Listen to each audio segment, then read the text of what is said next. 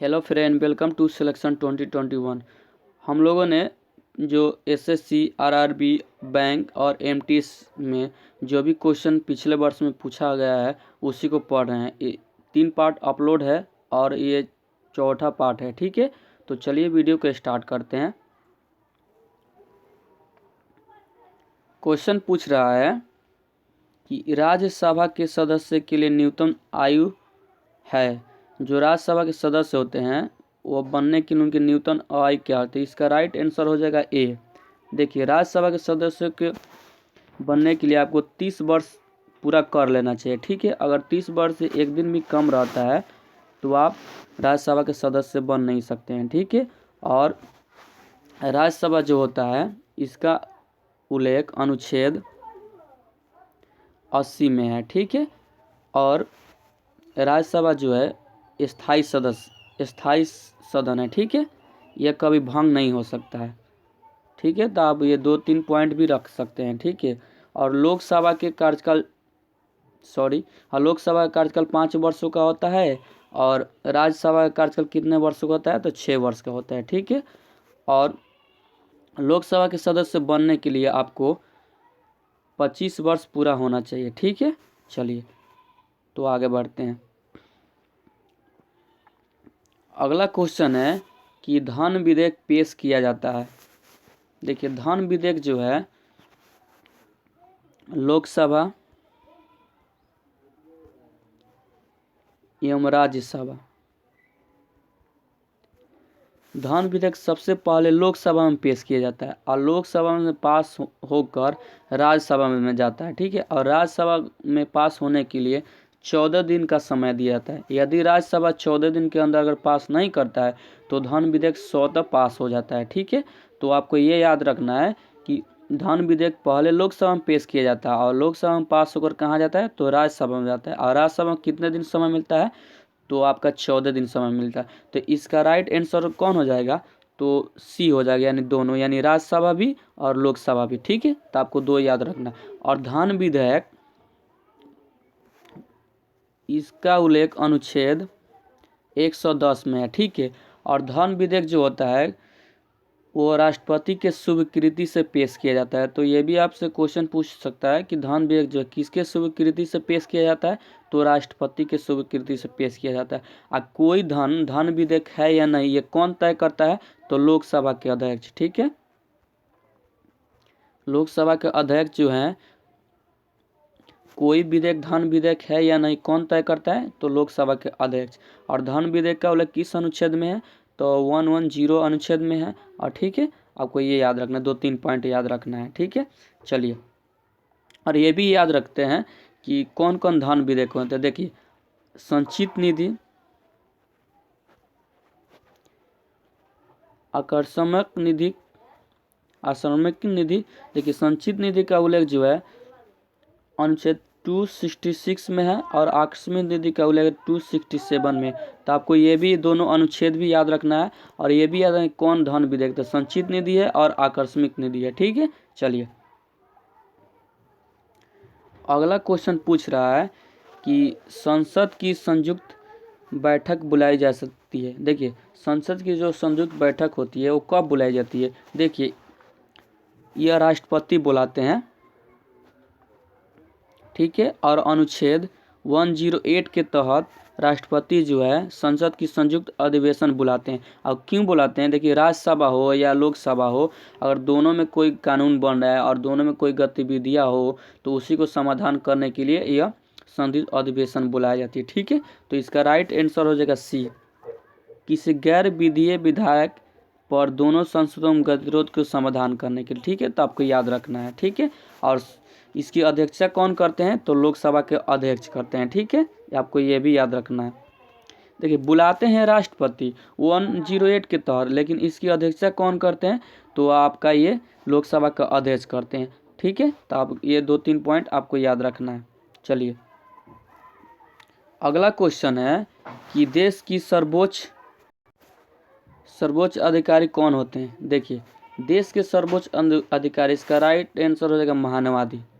ये देश के सर्वोच्च अधिकारी है। महानवादी पद का उल्लेख जो है अनुच्छेद 76 में दिया गया था, 76 में, ठीक है। और मायानवादी की नियुक्ति जो है राष्ट्रपति करते हैं, ठीक है, आपको ये भी याद रखना। और जो मायानवादी होते हैं इनका कार्यकाल 5 वर्ष होता है, लेकिन यह राष्ट्रपति के कार्य पर शांत होते हैं। इसका कहने का मतलब ये है कि राष्ट्रपति जब चाहे उन्हें हटा सकते हैं, ठीक है। और आपको एक पॉइंट और याद रखना है कि जो मायानवादी होते हैं वो संसद के किसी सदन में वोट नहीं दे सकते, उनका अधिकार नहीं है, ठीक है। अब 2-3 पॉइंट आपको याद रखना है, ठीक है। और देखिए, जो सर्वोच्च न्यायालय के मुख्य न्यायाधीश होते हैं इनकी नियुक्ति कौन करते हैं, तो राष्ट्रपति करते हैं, ठीक है। चलिए अगला क्वेश्चन है कि भारतीय संसद में शामिल है। देखिए, भारतीय संसद में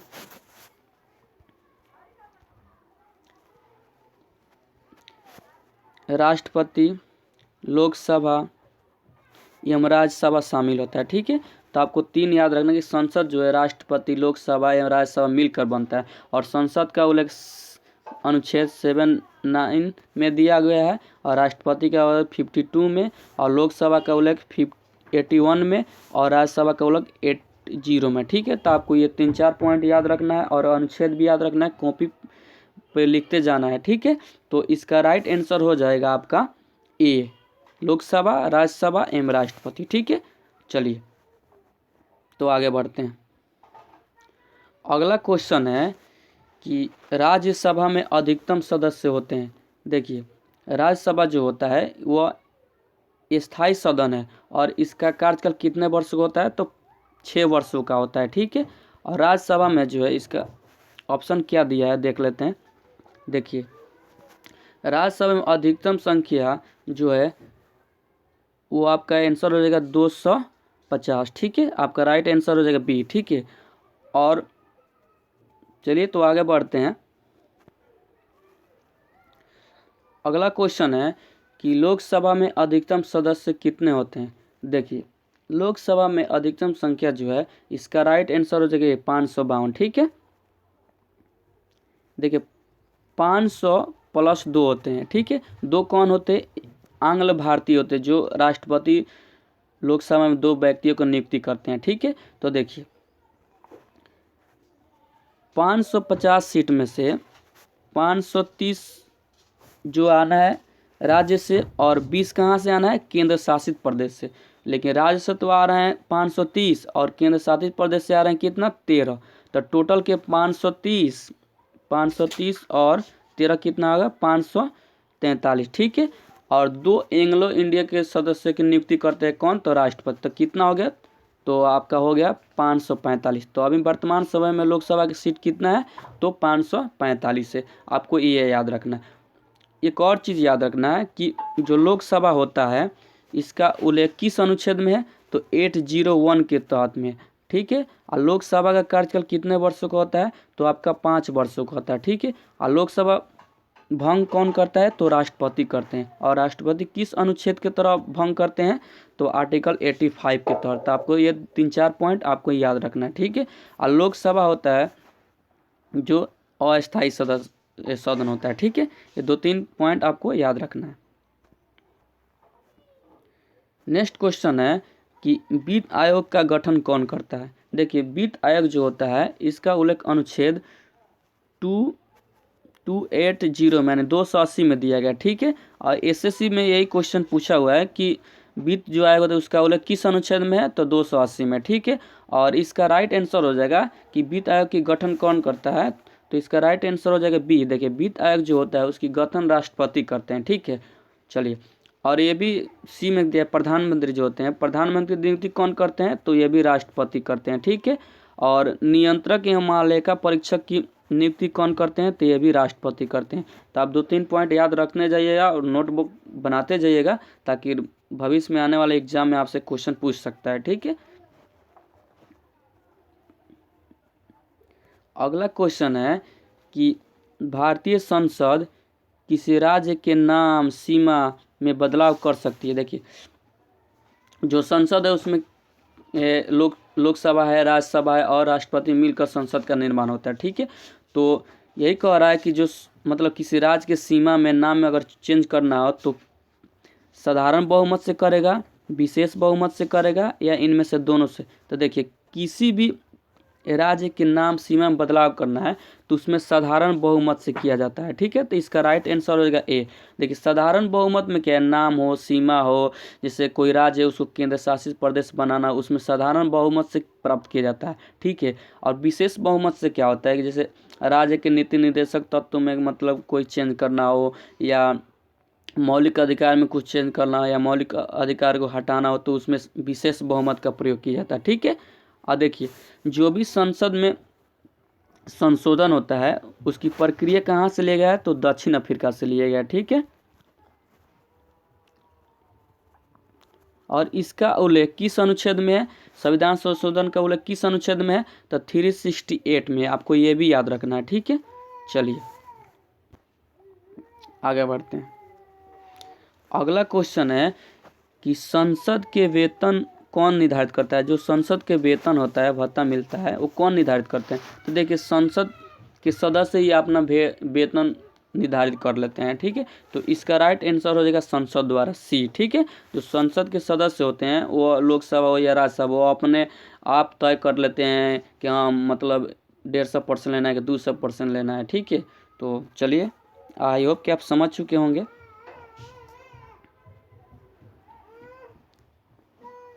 नेक्स्ट क्वेश्चन है कि संसद को कौन भंग कर सकता है। देखिए संसद में दो सदन होते हैं। ठीक है, एक होता है आपका लोकसभा, एक होता है राज्यसभा। ठीक है, तो इसमें अगर पूछता कि लोकसभा को कौन भंग कर सकता है, इसमें होता है लोकसभा। ठीक है, तो देखिए राज्यसभा तो भंग नहीं हो सकता है। ठीक है, लोकसभा भंग हो सकता है, और लोकसभा को भंग कौन करेगा, तो आप राष्ट्रपति करेंगे। किस अनुच्छेद के तहत, 85 के तहत। ठीक है, तो आपको ये याद रखना है। संसद में दो सदन होता है तो ये संसद भंग नहीं होता है, लेकिन उसमें लोकसभा भंग हो सकता है। तो यहाँ पर टाइपिंग में मिस्टेक हो गया है, आपको याद रखना है। ठीक है, अगला क्वेश्चन है, सॉरी, ये उच्च न्यायालय के न्यायाधीशों की नियुक्ति कौन करते हैं। तो देखिए ये भी राष्ट्रपति करते हैं। प्रधानमंत्री की नियुक्ति कौन करते हैं, तो ये भी राष्ट्रपति करते हैं। सर्वोच्च न्यायालय के मुख्य न्यायाधीश की नियुक्ति कौन करते हैं, तो ये भी राष्ट्रपति करते हैं। ठीक है, आपको ये याद रखना है। नेक्स्ट क्वेश्चन है कि प्राक्कलन समिति के सदस्य होते हैं। देखिए समितियां दो तरह की होती है, एक स्थायी समिति, एक अस्थायी समिति। ठीक है, आपको याद रखना है कि समितियां कितने प्रकार की होती है, दो तरह की होती है, स्थायी समिति, एक अस्थायी समिति। स्थायी समिति में कौन कौन होता है कि प्राक्कलन समिति, लोक उपकरण समिति, लोक प्राक्कलन समिति, ये सब होते हैं। ठीक है, तो देखिए इसमें क्वेश्चन पूछा हुआ है कि प्राक्कलन समिति के सदस्य होते हैं। तो देखिए प्राक्कलन समिति के सदस्य केवल लोकसभा से आते हैं। ठीक है, तो इसका राइट आंसर हो जाएगा ए। लेकिन प्राक्कलन समिति में कितने सदस्य होते हैं, तो इसमें 30 सदस्य होते हैं। ठीक है, और इनका कार्यकाल कितने वर्षों का होता है, तो 1 वर्ष का होता है। ठीक है, आपको ये भी याद रखना है कि प्राक्कलन समिति की कार्यकाल कितने वर्षों का होता है, तो 1 वर्ष का होता है। ठीक है, और प्राक्कलन समिति में कितने सदस्य होते हैं, तो 30 सदस्य होते हैं। ठीक है, चलिए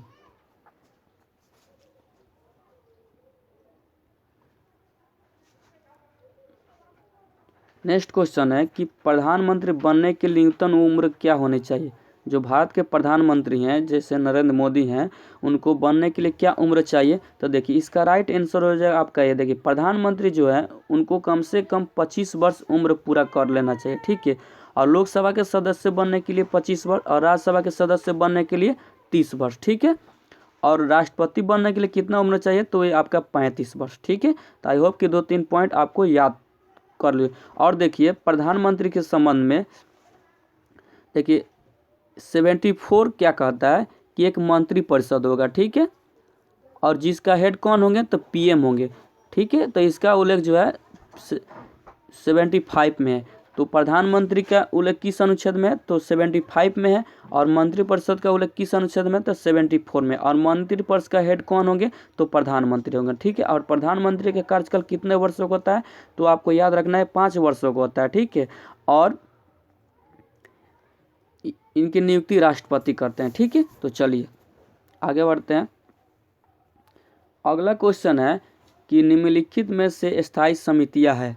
देखिए हम जस्ट इससे पहले बताएं कि समितियाँ दो तरह की होती है, एगो स्थायी समितियाँ होती है, एगो अस्थायी समिति है। ठीक है, तो देखिए लोक लेखा समिति ये भी है, प्राक्कलन समिति ये भी है, लोक उपकरण समिति ये भी है। ठीक है, तो ये इनमें से आंसर कौन हो जाएगा, डी हो जाएगा। देखिए स्थायी समिति लोक लेखा समिति भी है, प्राक्कलन समिति भी है, लोक उपकरण समिति है। ठीक है, अब देखिए लोक लेखा समिति क्या होता है, इसमें 22 सदस्य होते हैं। ठीक है, 15 जो होते हैं लोकसभा से और 7 होते हैं राज्यसभा से। ठीक है, और इनका कार्यकाल कितने वर्षों का होता है, तो 1 वर्ष का होता है, आपको ये याद रखना है। ठीक है, और यह हाँ प्राक्कलन समिति में कितने सदस्य होते हैं, इसमें 30 सदस्य होते हैं, एक केवल लोकसभा से आते हैं। ठीक है, और इनका भी कार्यकाल 1 वर्ष का होता है। ठीक है, और लोक उपकरण समिति के बारे में जान लेते हैं, इसमें भी 22 सदस्य होते हैं। ठीक है, 15 लोकसभा से और 7 राज्यसभा से, और इनका भी कार्यकाल कितने वर्ष का होता है, तो 1 वर्ष का होता है। ठीक है, तो आप तीनों समिति के बारे में अच्छे से पढ़ लिए और अच्छे से अपना याद भी कर लिए। ठीक है, चलिए नेक्स्ट क्वेश्चन को बनाते हैं। अगला क्वेश्चन पूछ रहा है कि लोकसभा अध्यक्ष अपना त्याग पत्र किसको देते हैं। जो लोकसभा अध्यक्ष होते हैं, इसका राइट आंसर हो जाएगा आपका सी। लोकसभा जो है अपना त्याग पत्र लोकसभा के उपाध्यक्ष को देते हैं, और जो उपाध्यक्ष होते हैं वो अपना त्याग पत्र किसको देते हैं, तो लोकसभा के अध्यक्ष को देते हैं। ठीक है, कहने का मतलब लोकसभा अध्यक्ष जो इनको देते हैं ये उनको देते हैं। ठीक है, और देखिए लोकसभा के जो अध्यक्ष होते हैं उनका मतलब कहाँ से आते हैं, देखिए जो लोकसभा के सदस्य होते हैं उन्हीं व्यक्तियों के द्वारा चुनते हैं। ठीक है, तो आपको ये भी याद रखना है। नेक्स्ट क्वेश्चन है कि प्रश्नकाल होते हैं। देखिए इसका राइट आंसर हो जाएगा ए। देखिए 11 के बीच का जो समय होता है उसी को प्रश्नकाल कहते हैं। अब प्रश्नकाल 2 तरह के होते हैं, तारांकित प्रश्न या अतारांकित प्रश्न। तारांकित प्रश्न क्या होता है, इसमें मौखिक प्रश्न पूछा जाता है। ठीक है, मौखिक प्रश्न पूछा जाता है। और अतारांकित प्रश्न क्या होता है, इसमें लिखित प्रश्न पूछा जाता है। तो आपको ये भी याद रखना है कि प्रश्न कितने प्रकार के होते हैं, 2 तरह के होते हैं, तारांकित प्रश्न और अतारांकित प्रश्न। तारांकित प्रश्न मौखिक प्रश्न पूछे जाते हैं और अतारांकित प्रश्न लिखित प्रश्न पूछे जाते हैं। और प्रश्नकाल का समय जो है 11 से 12 के बीच का समय को प्रश्नकाल कहते हैं। ठीक है, देखिए बी में क्या कह रहा है, जो 12 से 1 के बीच का समय होता है उसको 0 आवर बोलते हैं। ठीक है, तो आपको ये भी याद रखना है कि जो शून्य काल होता है उसका समय क्या होता है, तो 12 से 1 के बीच का जो समय काल होता है उसको शून्य काल कहते हैं। यानी प्रश्न काल की 1 घंटा के बाद का जो काल होता है उसको शून्य काल बोला जाता है। ठीक है, आई होप कि 2-3 पॉइंट आपको याद हो चुका होगा। चलिए आगे बढ़ते हैं। अगला क्वेश्चन पूछ रहा है कि वित्त आयोग क्या है। देखिए इसका राइट आंसर हो जाएगा 1। देखिए वित्त आयोग जो है पंचवार्षिक आय है, और वित्त आयोग का गठन का उल्लेख अनुच्छेद 280 में। अब वित्त आयोग का गठन राष्ट्रपति करते हैं। ठीक है, और इनका कार्यकाल कितने वर्षों का होता है, तो 5 वर्ष का होता है। ठीक है, इसलिए पंचवर्षीय निकाय है। ठीक है, चलिए आगे बढ़ते हैं। देखिए संघ सूची पर कानून बनाने का अधिकार है। देखिए संघ सूची पर कानून बनाने का अधिकार, इसका राइट आंसर हो जाएगा केवल केंद्र सरकार संघ सूची पर कानून बनाती है। देखिए सूची जो है 3 तरह की होती है, संघ सूची, राज्य सूची एवं समवर्ती सूची।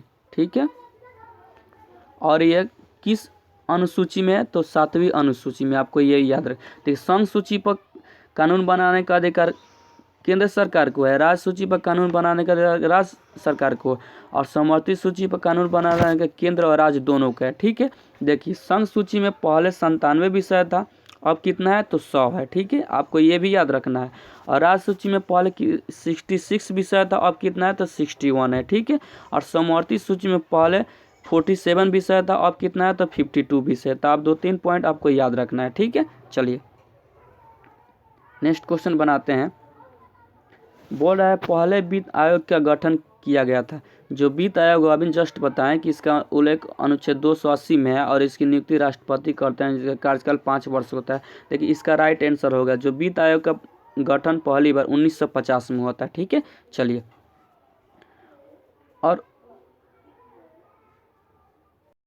सॉरी दोस्तों, देखिए वित्त आयोग का गठन 1901 1951 में हुआ था, ठीक है। और 1950 में योजना आयोग का गठन हुआ था, ठीक है। ये भी आपको याद रखना है, ठीक है। चलिए आगे बढ़ते हैं। नेक्स्ट क्वेश्चन है कि लोकसभा आयोजित करने के लिए कोरम क्या है। कहने का मतलब है कि कोई अगर मतलब विधायक बन रहा है, कानून बन रहा है, तो उस बैठक कब तक वैलिड माना जाएगा। देखिए तो इसका राइट आंसर हो जाएगा 1, ठीक है। सॉरी बी हो जाएगा, ठीक है। 1/10 हो जाएगा, ठीक है। तो कोरम क्या होता है, तो 1/10 को ही कोरम कहा जाता है, ठीक है। चलिए नेक्स्ट क्वेश्चन है कि प्रथम लोकसभा अध्यक्ष कौन थे। देखिए इसका राइट आंसर है आपका डी, जीबी मालंकर। जीबी मालंकर जी लोकसभा के प्रथम अध्यक्ष थे। और डॉक्टर राजेंद्र प्रसाद क्या थे, तो देश के प्रथम राष्ट्रपति थे, ठीक है। और डॉक्टर सर्वपल्ली राधाकृष्णन क्या थे, ये देश के प्रथम उपराष्ट्रपति थे, तो आपको ये भी याद रखना। और डॉक्टर भीमराव अंबेडकर क्या थे, तो देखिए डॉक्टर भीमराव अंबेडकर प्रारूप समिति के अध्यक्ष थे, ठीक है। और प्रारूप समिति में कितने सदस्य थे, तो 7 थे, ठीक है। आई होप कि यह सेशन आपको अच्छा लग रहा होगा। शेयर लाइक सब्सक्राइब नहीं करना नहीं भूलिएगा दोस्तों। जय हिंद।